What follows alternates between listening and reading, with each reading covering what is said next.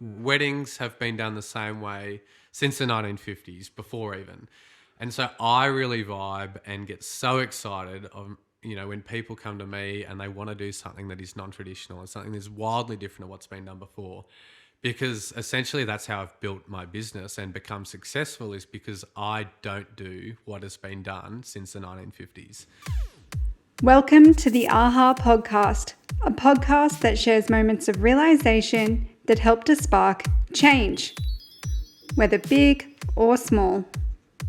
Hey, hi, hello, my name's Emily and I love change. This episode is all about being true to yourself in order to create a successful business. I am so very excited to be able to introduce to you all my very first guest to the AHA podcast. When thinking about who I wanted to have on the podcast, my immediate thought went to Monty. I've been following Monty's business journey since he began, and I'm so impressed with his passion and drive. I would describe Monty as an entrepreneur who is breaking down barriers one whip crack at a time. He's an authentic marriage celebrant who uses the name Holy Matrimony, and through his unique approach, he ensures that the couples he marries are having a day for them, to celebrate their love rather than meeting traditional societal expectations. This is a cracker of an interview, and without further ado, here it is.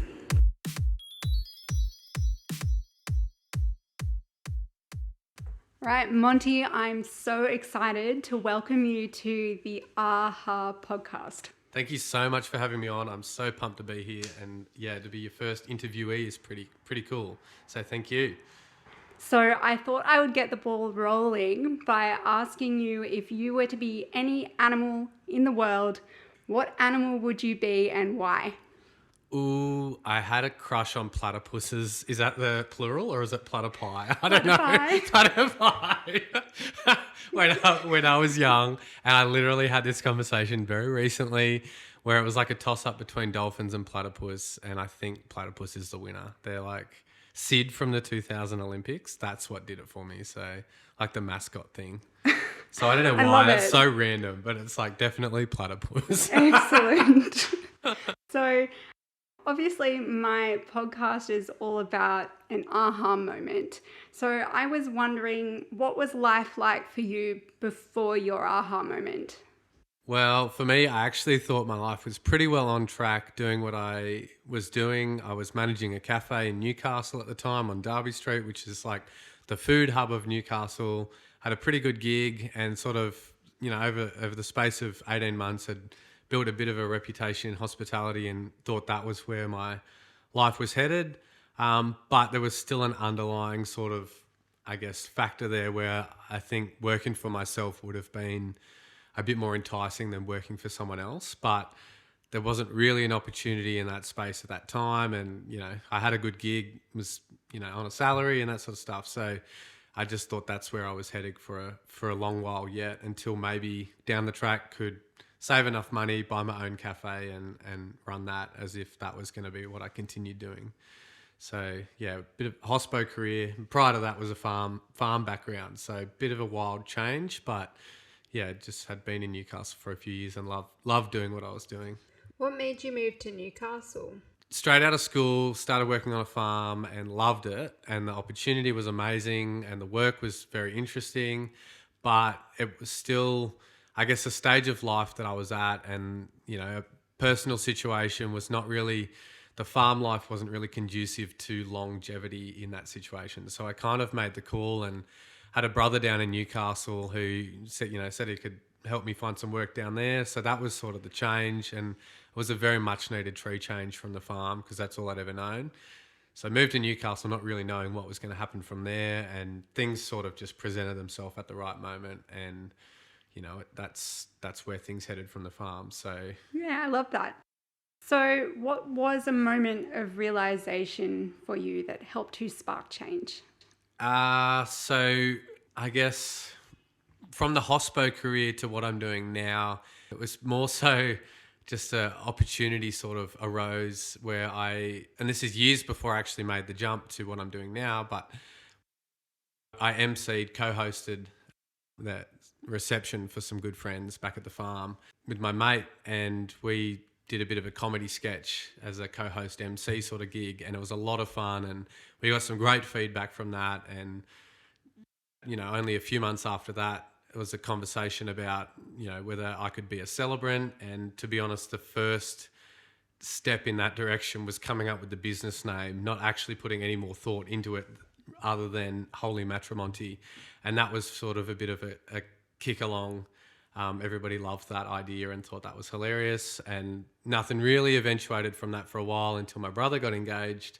And then I thought that would actually be a really cool wedding gift surprise sort of thing for him and his fiancée Lauren.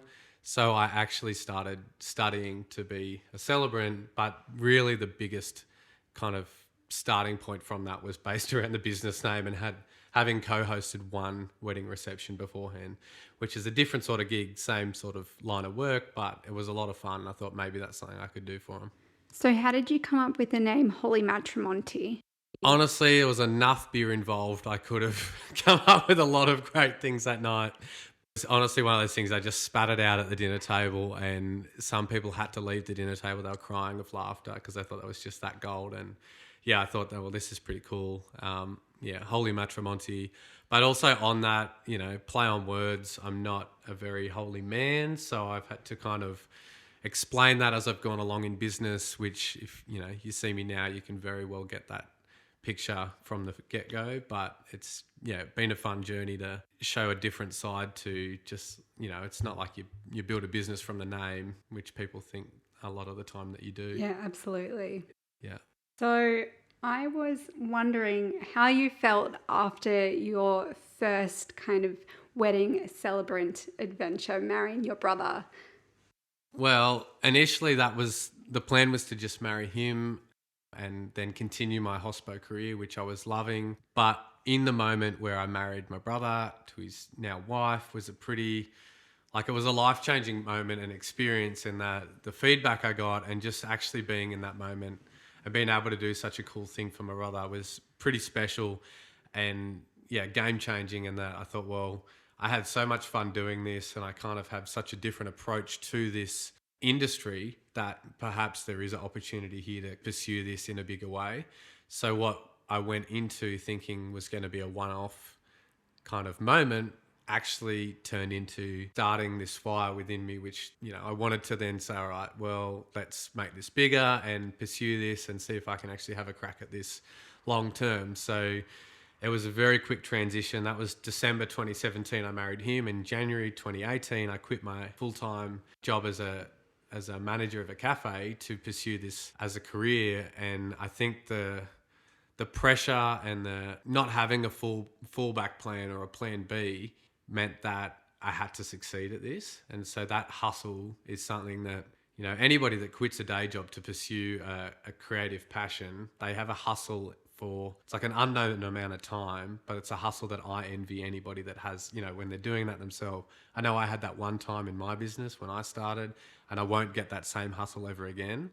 So when I see other people going through that, I think that's really exciting for you, because you're going to kick so many goals in the next little while, just because that's what happens. You're excited, you're passionate, you're motivated, and things snowball from there. And that's exactly what happened. Because I didn't have a plan B or a fallback, and I really wanted to make this happen, I pursued every avenue that I could to make this a career, and it worked. So do you think the fact that you didn't have that fallback made you very vulnerable, and it was kind of that vulnerability that helped you to keep going as well? Oh, totally. And look, to be honest, it's something that not everybody will agree with, but because I went from a salary to no income, I actually maxed out a $25,000 credit card in the first 12 months of business, which not every dollar of that $25,000 was for the business. Obviously, I just didn't know how to stop living the lifestyle I did have and then, change it up. But doing that meant that I knew that was going to run out at some point, and I had no other income, no fallback. To have that pressure, knowing that at some point this money's going to run out, and at some point I've got to make this happen and make this work, that was enough sort of motivation to do what needed to be done. And especially there was a lot of pushback and resistance in the wedding industry because it's not a common thing to actually become a celebrant and make good money and do it full time and pursue it as an actual career as opposed to a side gig or a side hustle, and which is great. Everybody's, got different reasons for doing it. And then I guess for most it's a retirement thing they want to do on top of, in other parts of their life. But for me, it's something I wanted to pursue in a big way and do full time. So yeah, that I knew that money was going to run out at some point. So having that hustle and that drive meant that I had to put the steps in place and build those foundations so that eventually it would just keep kicking along and the business would grow, and it did. What steps did you put into place to be able to achieve your goal of full-time Holy Match work?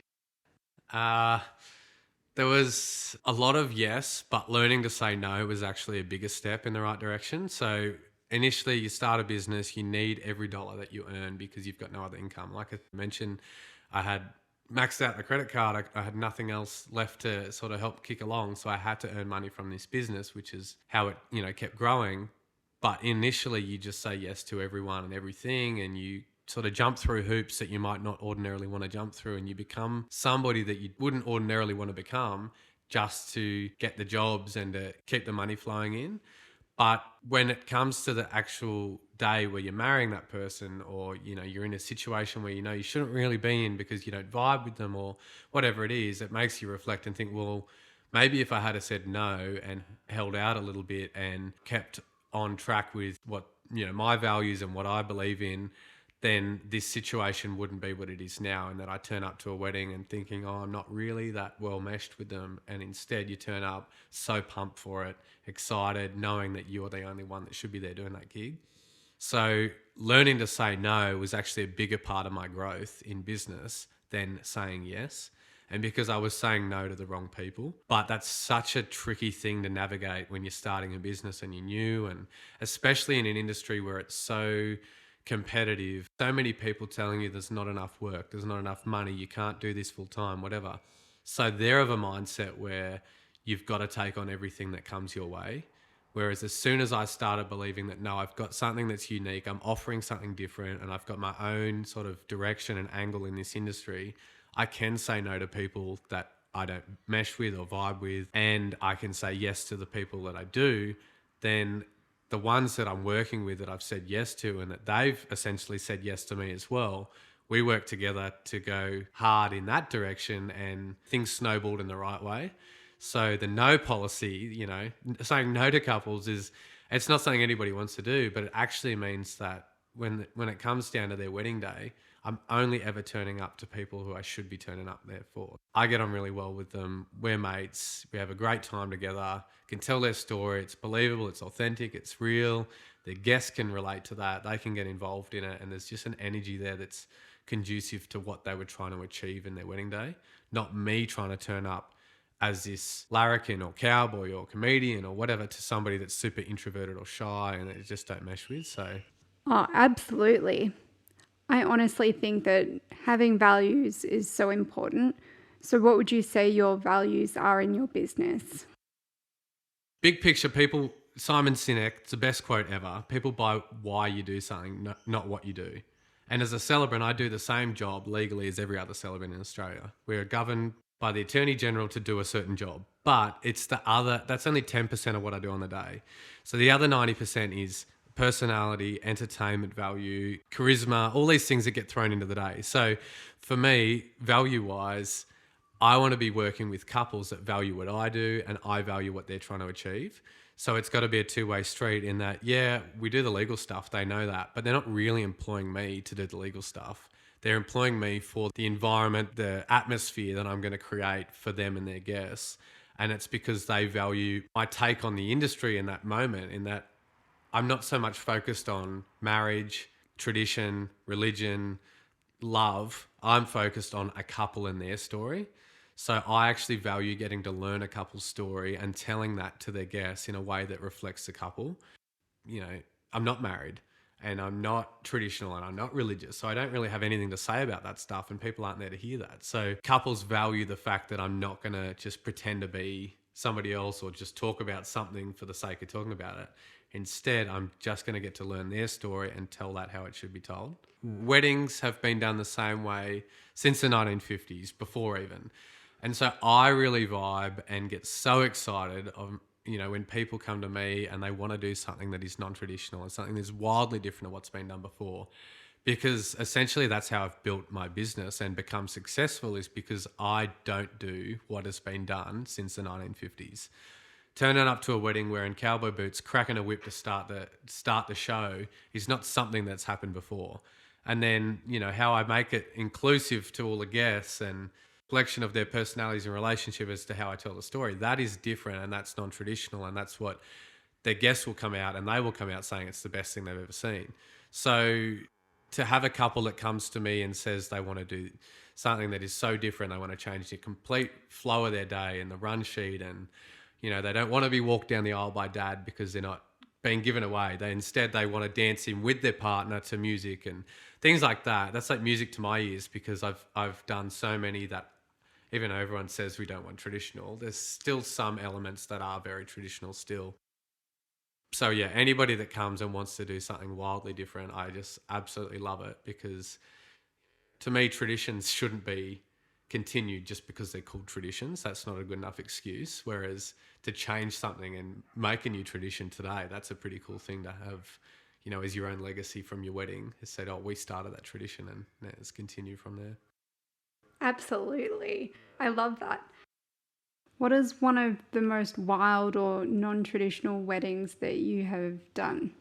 So the most non-traditional is pretty recent, where I just had a promo video made, and part of my, I guess the novelty with me as a celebrant is I get my couples to choose my outfit. So I made this video and it basically is 10 different outfits, and I crack a whip, jump into different outfits on each whip crack. And the last outfit is me in cowboy boots, budgie smugglers, button-up shirt tucked in, and a bow tie. And so that's called the Huge Jackman. And I had a couple recently pick that.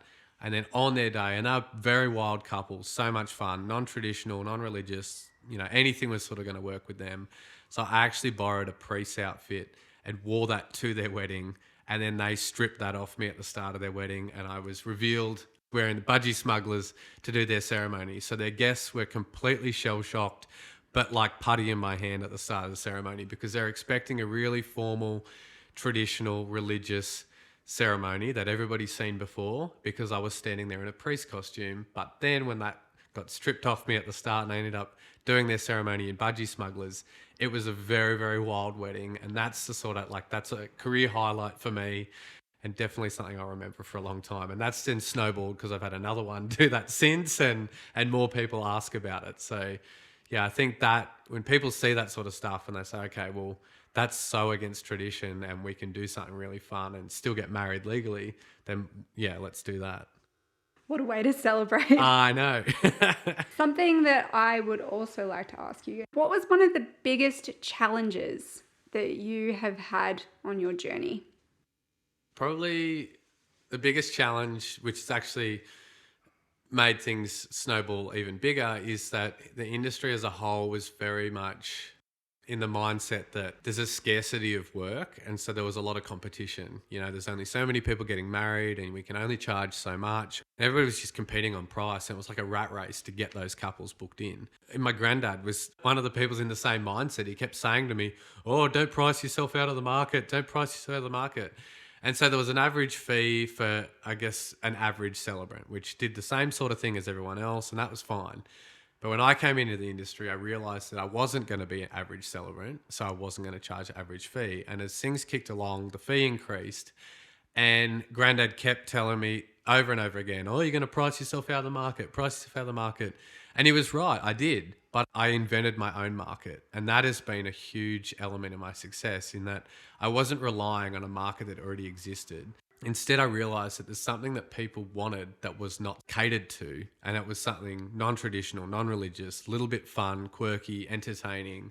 And so I put myself out there and created that market. And now other people have done a similar thing and gone in their own way and their own tangents, and they're very successful too. The challenge was that initially the environment in the wedding world was saying, you can't do this, you can't do that, you can't charge more than this, you can only do this many weddings, you won't do it full time. There was just so much negativity, and it's like a scarcity mindset everybody was in. But instead, if you can focus on abundance instead, and that there's that much work for everyone, and there is, because still for me, I can't do every wedding that I get an inquiry for. I can't be in two places at once.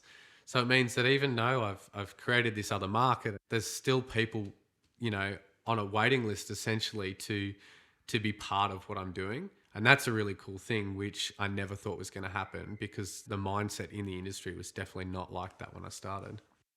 That's very exciting, considering it's since 2017. So for you to be able to completely change the market and to change people's mindsets, that's amazing. Well done. Thanks. What's one of your biggest goals for the next year?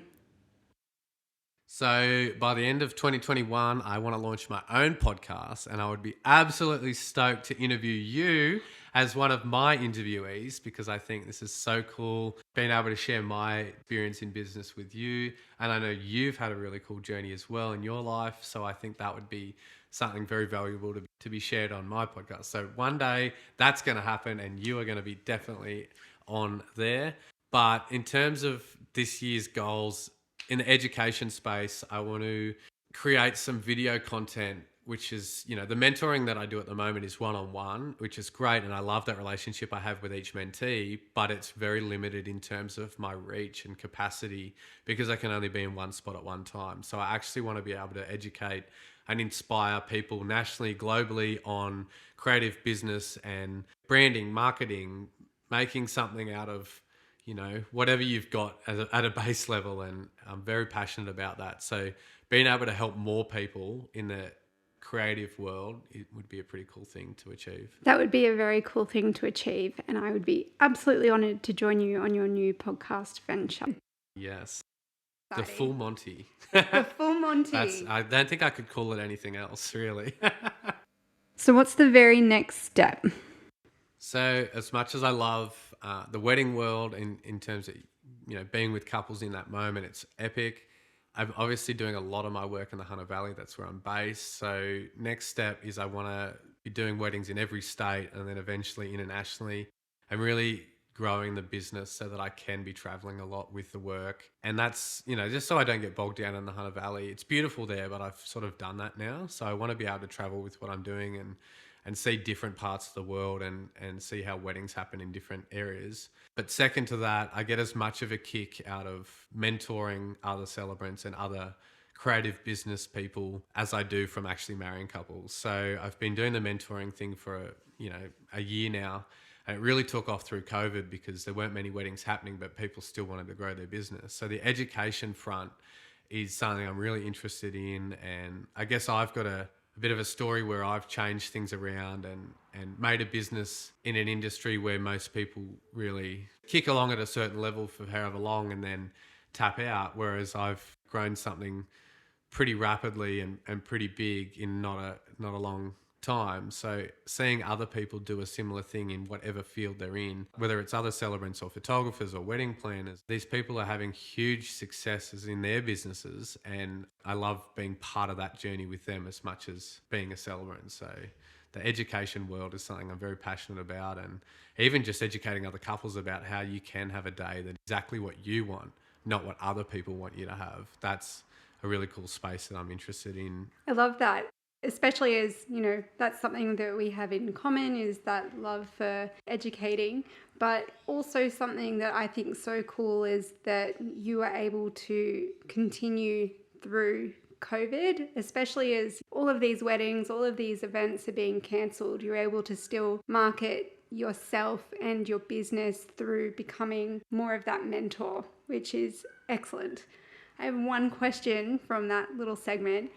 Where would you most like to do a wedding? Ooh, I was only talking about that today. I think a snow wedding would be really cool. So whether borders permitting, internationally would be awesome.